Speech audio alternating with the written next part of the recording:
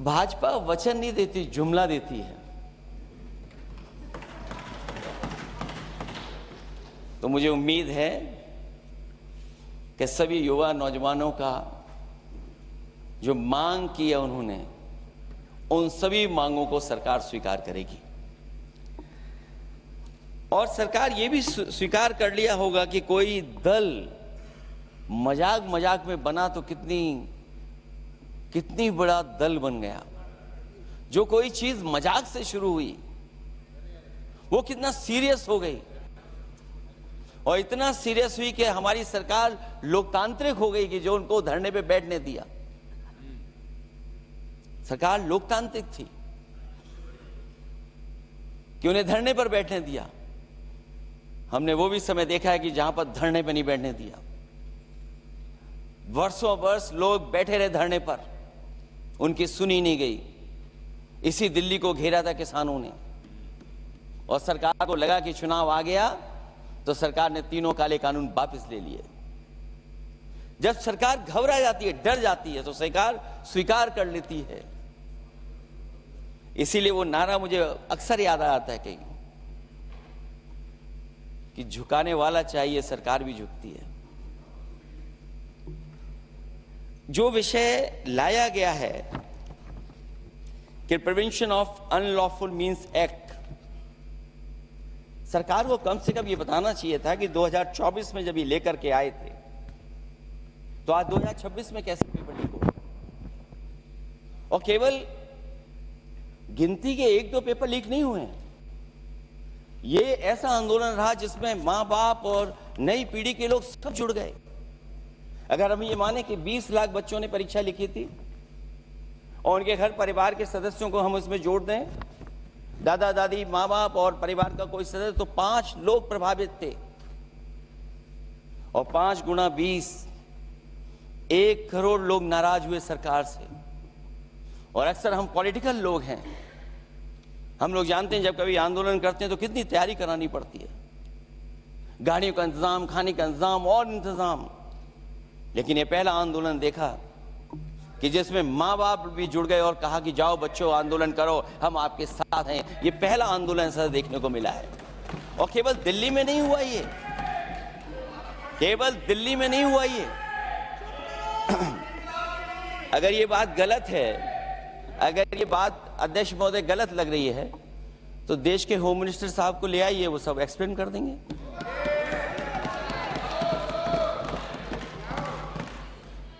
पहला आंदोलन जिसमें माँ बाप ने साथ दिया, क्योंकि परीक्षा से कितना दुखी हैं लोग। ये जो परीक्षाएं लीक हुई हैं,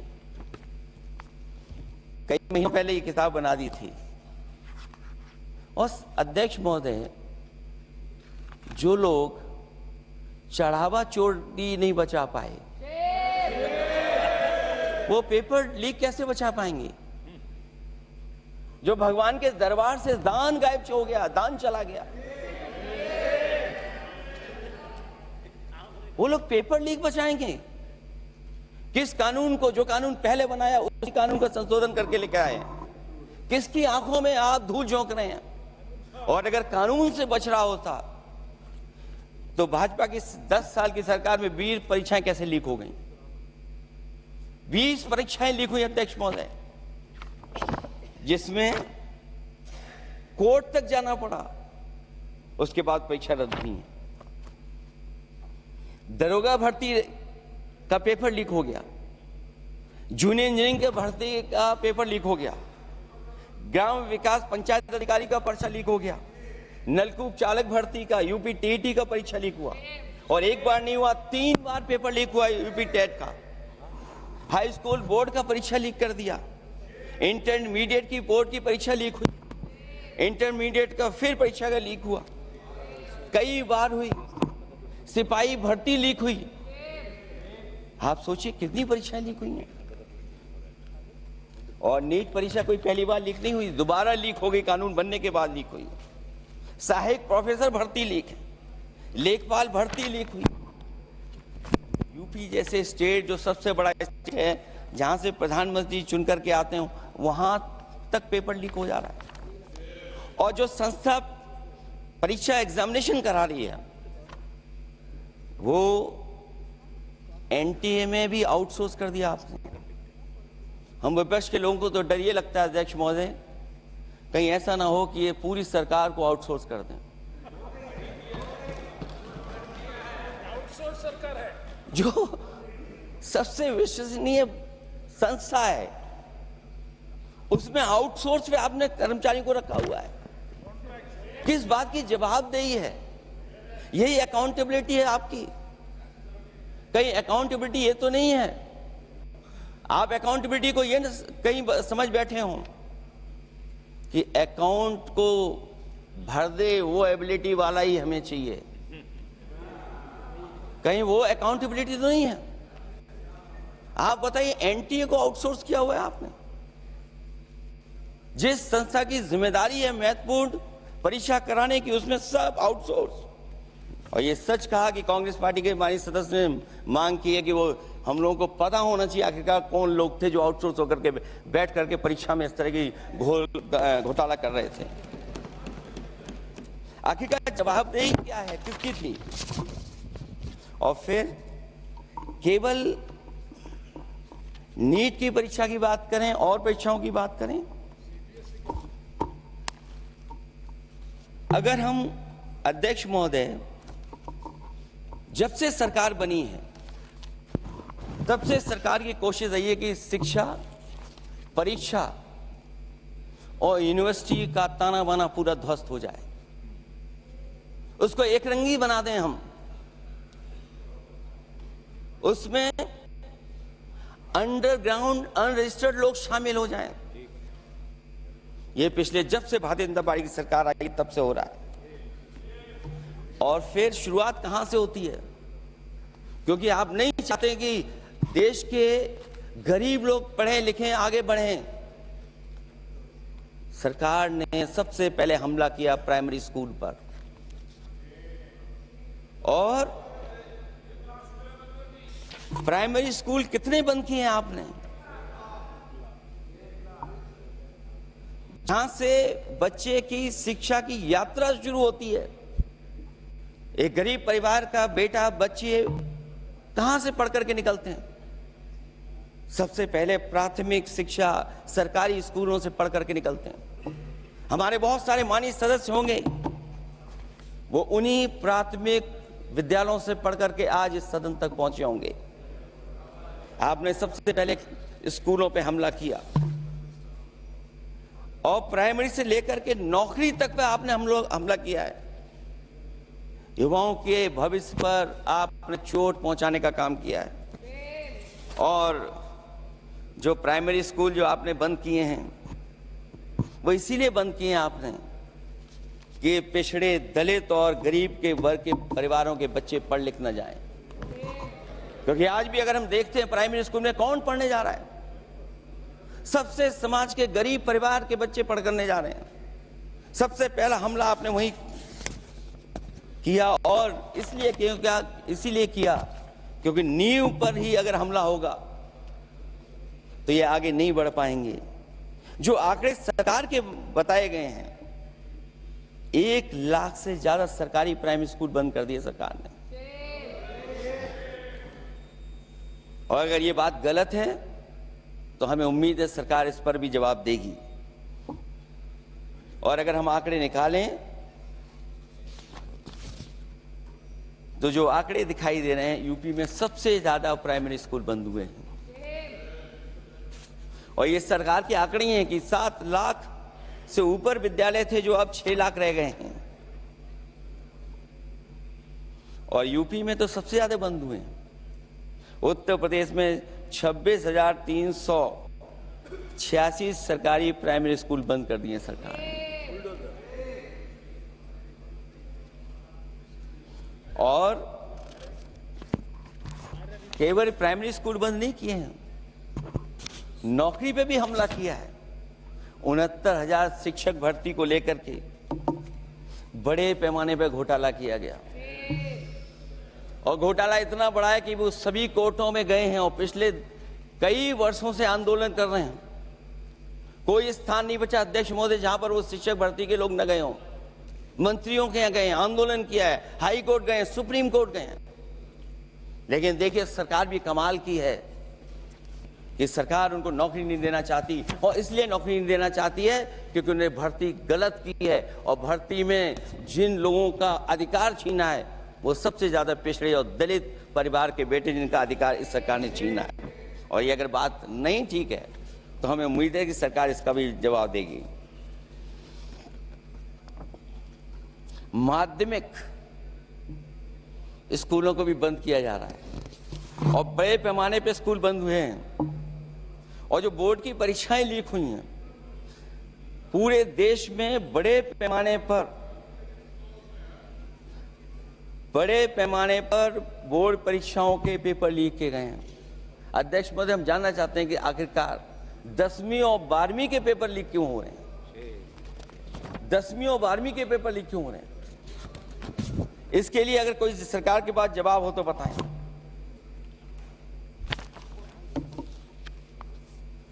और जो बच्चियों ने जान दी है नीट की परीक्षा में, जब परीक्षा का पेपर लीक हो गया है, अध्यक्ष महोदय, मैं अपनी तरफ से, पार्टी की तरफ से और सभी की तरफ से उन्हें श्रद्धांजलि देता हूं। और हमें उम्मीद है कि सरकार उन बच्चों की मांग मानेगी जिन बच्चों ने ये शर्त रखी है कि उनके परिवार के लोगों को 1 करोड़ मुआवजा दिया जाए। जब उच्च शिक्षा में जिस तरीके से भर्ती हो रही है, अध्यक्ष महोदय, जो उच्च शिक्षा की भर्ती है उसमें जो अपॉइंटमेंट हो रहे हैं उनके बारे में तो क्या चर्चा करें कि जब संस्था पे सबसे ऊपर बैठा व्यक्ति ही अन्याय करेगा तो पूरी संस्था में अन्याय होगा। जब से ये सरकार आई है, जो बड़ी बड़ी संस्थाएं हैं उन सब संस्थाओं में एक रंगी लोगों को बैठा करके उन संस्थाओं को ध्वस्त करने का काम कर रहे हैं, और न केवल उन संस्थाओं को खराब कर रहे हैं बल्कि अध्यक्ष महोदय, उत्तर प्रदेश में एक स्वतंत्र सेनानी, उनके नाम पर यूनिवर्सिटी बनी, मौलाना जौहर यूनिवर्सिटी बनकर के तैयार हो गई। इन्होंने कोई सरकारी यूनिवर्सिटी नहीं बनाई, और अगर कोई प्राइवेट यूनिवर्सिटी बन भी गई है तो उसको भी हथौड़ा लेकर के तोड़ने की तैयारी कर रहे हैं ये लोग। ये नफरत की राजनीति कहां लेकर के पहुंचा देगी? और जब से बीजेपी की सरकार आई है तब से नफरत की राजनीति और दूसरे लोगों के साथ किस तरह का व्यवहार हो रहा है, उन्हें कहीं भी न्याय तक नहीं दिला पाई सरकार। और जब नौकरी की बात आ जाए तो अध्यक्ष महोदय, अग्निवीर भर्ती में भी जो हर साल में कितनी भर्ती होती थी, कभी 80,000 भर्ती हुआ करती थी, अब भर्ती केवल 10,000 हो पा रही है। आखिरकार अध्यक्ष महोदय, सरकार नौजवानों की पढ़ाई और नौकरी पे हमला क्यों कर रही है? और नौकरी पे हमला क्यों हो रहा है? जब आप ये कहते हैं कि हमारे नौजवान हमारी डेमोग्राफिक डिविडेंड बन करके आए हैं, कहीं यही नौजवान हमारी आपदा न बन जाए, इसके बारे में भी सरकार को सोचना चाहिए। और मैं ये जरूर कहना चाहता हूं कि अध्यक्ष महोदय, अगर शिक्षा अच्छी होगी, परीक्षा सच्ची होगी, तो तरक्की भी पक्की होगी। और ये तरक्की नहीं चाहते हैं, इसीलिए शिक्षा पर और परीक्षा पर हमला कर रहे हैं। मैं इन्हीं शब्दों के साथ अध्यक्ष महोदय आपका धन्यवाद देता हूं। और जो बिल लेकर के आए हैं आप, बिल तो 24 में भी लेकर के आए थे आप, जो 24 में बिल लेकर के आए थे, उसके बाद नीट परीक्षा का पेपर लीक क्यों हो गया, ये आप बता देना मंत्री जी। आपको एक कानून बनाने के बाद दूसरा कानून बनाना पड़ रहा है, ये क्या वजह है? और आपको मंत्री जी का स्वागत इसलिए करना पड़ रहा है कि आपको संकट से बचा लिया। और अगर अखिलेश जी तो समाजवादी है। मैं पूछना चाहता हूं कि छात्रों का आंदोलन के बाद सरकार उनका बात सुन के पार्लियामेंट में बिल लेके आता है, ये अच्छा है? या जो आंदोलन होता है तो उसको कुचलने के लिए देश में इमरजेंसी लगा देता है, वो अच्छा? आप बता दीजिए।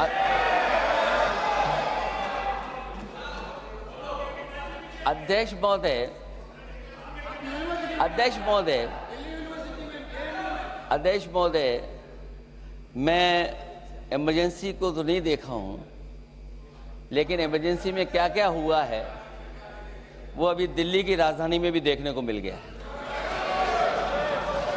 आंसू के गैस के गोले और लकड़ी में लगा हुआ कुछ कील का और कांटे की चीजें, उस समय करंट नहीं लगाया जाता था, इस बार करंट लगाया गया। तो ये इमरजेंसी के बराबर ही हुआ है हमला, कम नहीं है। इमरजेंसी से कम अन्याय नहीं कर रहे हैं आप लोग। और याद करिए अध्यक्ष महोदय, अगर इमरजेंसी इन्हें याद आ गई है, अगर इमरजेंसी अध्यक्ष महोदय ने याद आ गई है, तो इमरजेंसी के बाद भी परिवर्तन हुआ था और हमें भरोसा है कि इसके बाद भी परिवर्तन होगा। और अध्यक्ष महोदय, मैं आखिरी में कहना चाहता हूं, कानून से नहीं, नियत साफ होगी तब नीट का परीक्षा साफ होगी। सवाल कानून का नहीं है, आपकी नियत साफ नहीं है। और जिस समय आपकी नियत साफ होगी तो परीक्षा भी साफ हो जाएगी। और हमारे साथी जो कुछ और बातें उठा रहे हैं, आज मौका नहीं है, लेकिन आपको भगवान भी माफ नहीं करेंगे, क्योंकि आप चढ़ावा चोरी में शामिल हुए हैं। और चढ़ावा ही नहीं, जो गुप्त दान था वो भी चोरी हुआ है, गुप्त दान। और ये पाप की श्रेणी में नहीं आता है, महापाप की श्रेणी में आता है। Akhilesh ji bill pay. और अध्यक्ष महोदय, आखिरी में मैं इतना ही कहना चाहता हूं, शिक्षा की रक्षा के लिए जो आंदोलन हुआ है वो हमेशा आंदोलन जीतेंगे। बहुत बहुत धन्यवाद, बहुत बहुत आभार प्रकट करता हूं आपका। Shri Abhishek Banerjee. Thank you, sir. I rise here today to